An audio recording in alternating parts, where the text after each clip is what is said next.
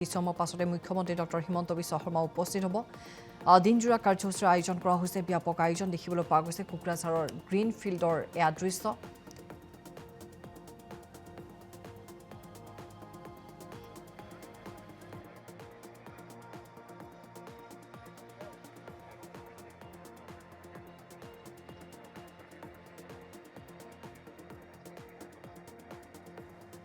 जोंनि गेजेराव नुजाफैनो हादों चीफ करियोग्राफार आसाम गौरव बारलांफा नार्जारी बिथांखौबो गांसे आर'नाइ आरो ममेन्ट'जों बरायनो थाखाय खावलायनाय जाबाय।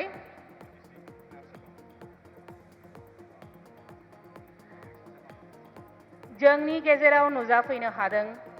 मेम्बार अफ एक्सपार्ट कमिटि मुस्रि गणेश दैमारी बिथाङा लोगोसे दुलाराय बाथौ गौथुमनि गाहाय नेहाथारिबो बिथांखौबो गांसे आर'नाइ आरो ममेन्ट'जों बरायनो थाखाय खावलायनाय जाबाय।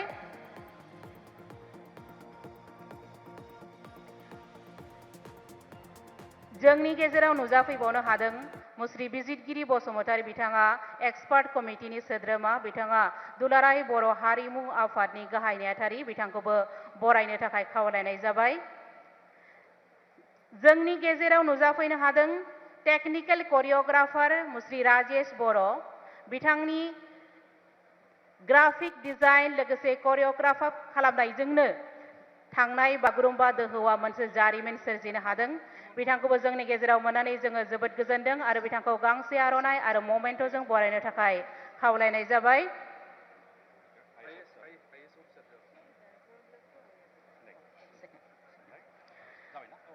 जोंनि गेजेराव नुजाफैनो हादों मोसाखावरि महरै सिबिका बसुमतारी गंगा नार्जारी पुर्णिमा नार्जारी मोनाबिलि बसुमतारी बिथांमोनखौबो जोङो फारियै गांफा गांफा आर'नाइजों बरायनो लानाय जाबाय।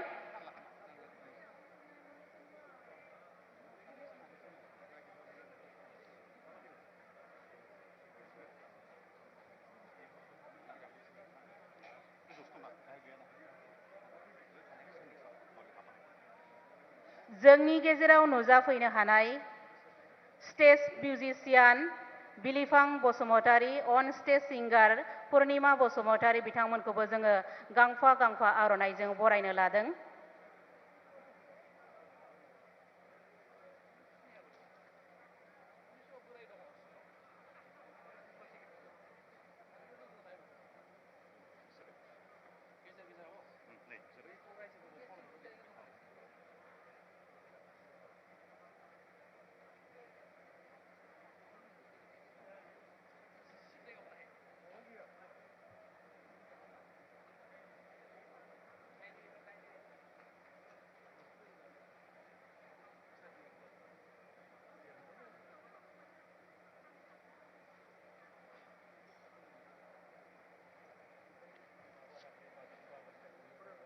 बागुरुम्बा दोहौ हा दै बार अख्रां आरो सान बिलार लाथाखौ गोबाथुमनानै थानो मोजां मोनग्रा बर' हारि बयखौबो गोबाथुमनानै बजबनानै लानो मोजां मोनग्रा बर' हारि गावनि हारिनि देरहासारनायाव बाजल' बाजल' मोसानो रंजानो मोजां मोनग्रा बर' हारि बै बर' हारिनिनो सिनायथि बागुरुम्बा दोरोङारि मोसानाय आरो बे दोरोङारि मोसानायखौनो थांनाय 17 जानुवारियाव गौहाटीनि हरु हजाय गेलेग्रा फोथाराव गेलेनानै मोसानानै जोंनि मोसाखावरि बिथांमोनहा मोनसे जारिमिन सोरजिदों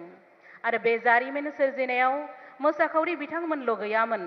बिथांमोनजों लोगोसे दंफायोमोन गोबां दोलो गोबां गौथुमफोरनि दैदेनगिरिफोरनि नांथाब नाजानाय। दानिया बिथांमोननि खावसे दैदेनगिरिफोरखौ बरायखांनायनि उनाव जोङो बे बागुरुम्बा दोहौआव जायफोर मोसाखावरि बिथांमोना मोसादों बिथांमोनखौबो गांसे गांसे आर'नाइजों बरायनाय जागोन।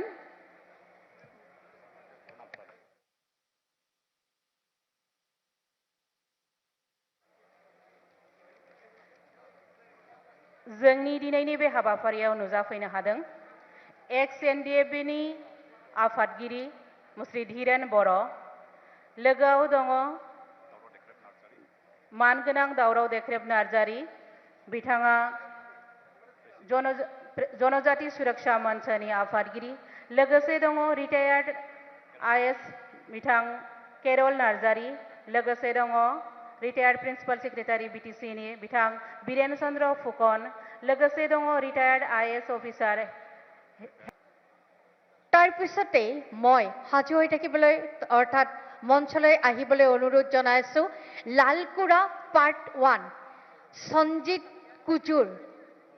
সঞ্জিত কুজুৰ লালকুৰা পাৰ্ট 1ৰ হিতাধিকাৰী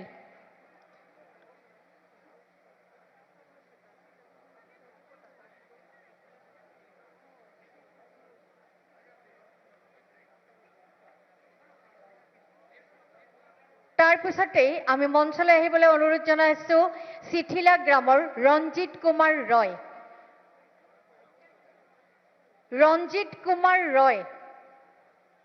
চিঠিলা গ্ৰামৰ ৰঞ্জিত কুমাৰ ৰয়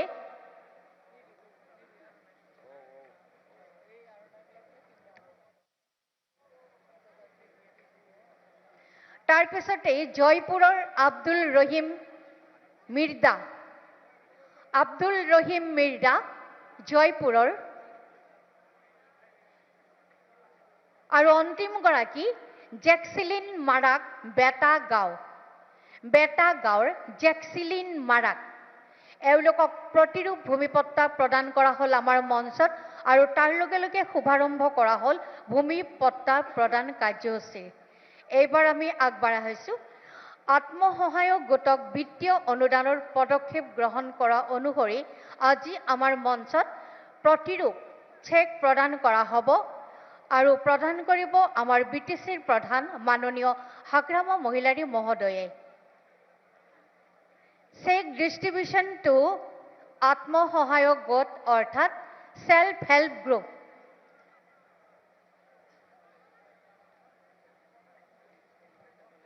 আমি আজি আনুষ্ঠানিকভাৱে 5 গৰাকী আত্মসহায়ক গোটৰ সদস্যক এই বিত্তীয় অনুদানৰ চেক প্ৰদান কৰিম তাৰ পিছত বাকিখিনি কাৰ্যালয়ৰ পৰা কৰা হ'ব প্ৰথমতে আমি মঞ্চলৈ আহিবলৈ অনুৰোধ জনাইছো উজ্জ্বল জ্যোতি আত্মসহায়ক গোটৰ সভানেত্ৰী প্ৰমিলা বাৰা বৰ্মন আৰু সেক্ৰেটাৰী জ্যোতিকা ৰয় এখেতসকলে 15,000 টকাৰ বিত্তীয় অনুদান লাভ কৰিব আৰু প্ৰতিৰূপ চেক আজি আমাৰ মঞ্চত প্ৰদান কৰা হ'ব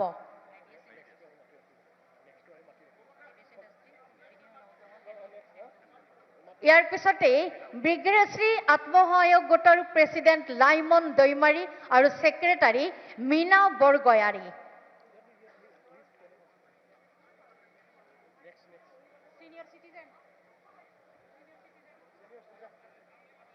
ব্ৰিগেডশ্ৰী